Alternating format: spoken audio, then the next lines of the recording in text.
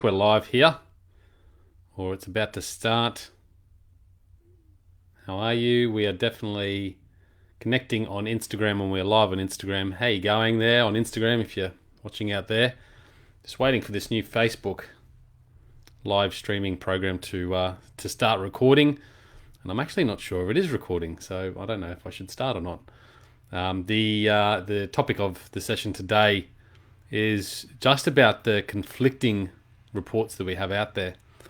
Here we are. We're live on Facebook now. We're live on Instagram. G'day, guys. I just wanted to record a quick video about the conflicting reports out there.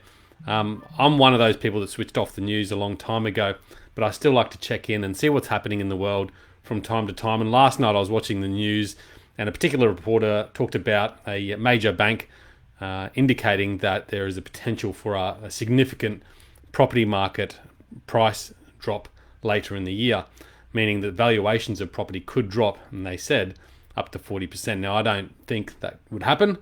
I'm pretty positive, actually, that the economy, or at least the marketplace up here on the Sunshine Coast, will remain relatively safe, will remain relatively okay, because there's a lot of infrastructure and things happening still on the Sunshine Coast that should bring a lot more growth here. Maybe in the bigger cities where prices have gone extremely high, they might come back a little bit. But up here, I'm hopeful that the market won't drop as significantly. But here's the thought, because you're watching this news now, if you're a property owner and you're not selling, you have no intentions to sell, it probably doesn't mean anything, and that's fine, because eventually, whatever happens, things will continue to move forward. But if you are a homeowner and you have been thinking about selling, I think you need to really ask yourself the question, why? Why am I actually selling? Now, if it's a reason because you're downsizing or because of work, you're changing locations, perhaps you're just really after that lifestyle change and want to make that move, you really need to connect with why you're selling, because if it's not a real reason to sell, perhaps you don't need to. Perhaps you don't need to put yourself under that pressure. But if there's a real reason there, that's a good indication that you probably should talk to someone and probably should nut it out, whether it's the right time to sell now or later in the year. A lot of people are thinking that now's a bad time to sell because of everything that's going on. We obviously have border closures, so interstate buyers aren't as active. There definitely are less activity in the marketplace. But the good news is that prices haven't dropped. We haven't noticed any drops. And there's still buyers out there. There's still activity happening. Yesterday, we got a couple of contracts again under through the Werchon property group on the Sunshine Coast. Over the last couple of months, we've had 60 plus sales go through. So it shows you there's still activity and the prices haven't dropped. So now might actually be a good time.